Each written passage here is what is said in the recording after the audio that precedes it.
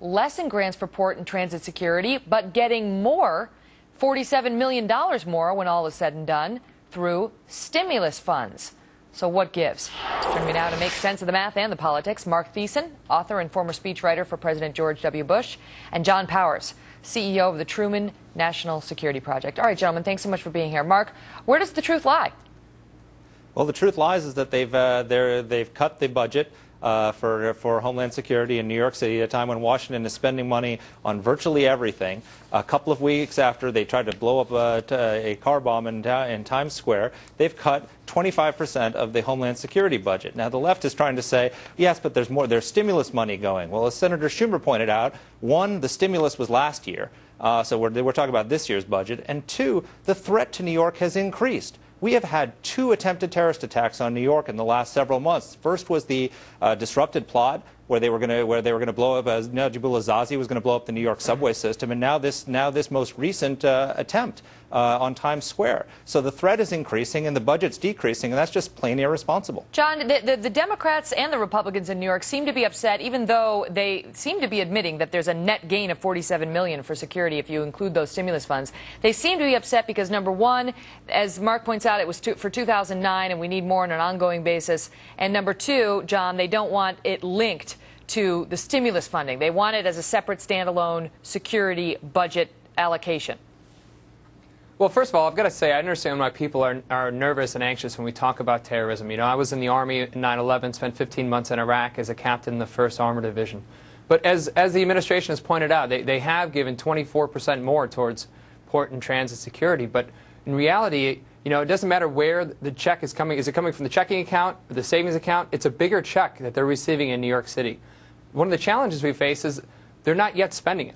You know, there's money out there right now that they haven't even touched yet. And, you know, the leaders in New York have to start to address that and start to spend the money to provide that security. What of that, Mark? I mean, what does it matter if New York gets the money from the stimulus bill versus from a security allotment?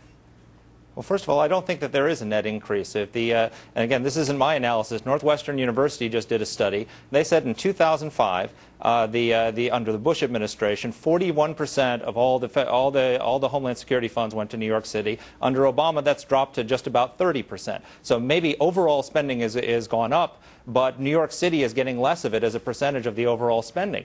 New York City is the target. They blew up the World Trade Center. They just tried to blow up the New York subway. They just tried to set off a bomb in Times Square. And I'll tell you something, the 10th anniversary of 9/11 is coming. Al-Qaeda is going to be planning something big, and I guarantee you that in their sights, on their target list, is New York City. So we need to be in. What Northwestern University, which is independent political scientists looking at this, said that if you look at these factors like the likelihood of it being a target, the damage that it could do to the overall economy, if there was an attack on New York should be getting more money, not less. Go ahead, John.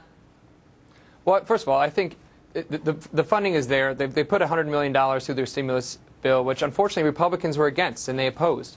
But there is, like I said, over 24% going to New York City. But the reality is the Obama administration has been making us safer by going on the attack in Pakistan, by having a strategy that actually works with Afghanistan and Pakistan together to put al-Qaeda on the run. Yeah, but we still need obviously you still need to protect New York City, John. I mean, you know that. The whole nation knows that New York City is a target. We watched it unfold right before our very eyes over the past couple of weeks. So what of, you know, the allegation that overall, percentage-wise, the Obama administration has cut back, according to Mark and Northwestern, on funding to New York when it comes to security?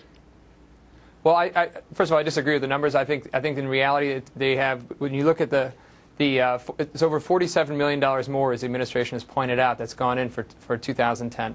And so what we need is New York to start to execute that money, to make their subways safer, to use their port and transits. And I think we have the leaders there, like the mayor, who are willing to do it, but they need to start stepping up.